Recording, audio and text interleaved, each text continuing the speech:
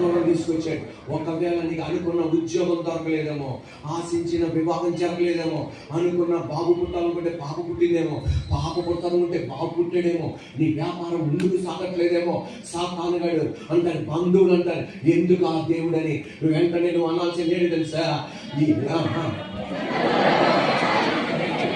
విడిచిపెట్టాలనుకుంటే 2017లోనే నేను విడిచిపెట్టేవాడిని, విడిచిపెట్టాలనుకుంటే 2020లోనే విడిచిపెట్టేవాడిని, విడిచిపెట్టాలనుకుంటే 2023లోనే విడిచిపెట్టేవాడిని.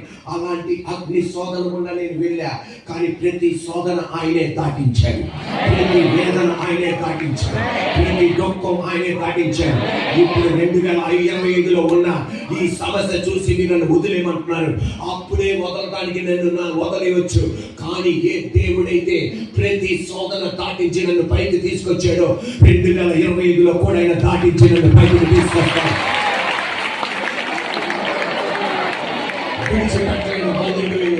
ఎందుకంటే మనం ఎంత దగ్గర ఉన్నామంటే అతి త్వరలో యేసయ్య రాబోతున్నాడు, రాజుగా రాబోతున్నాడు, ప్రభువుగా రాబోతున్నాడు.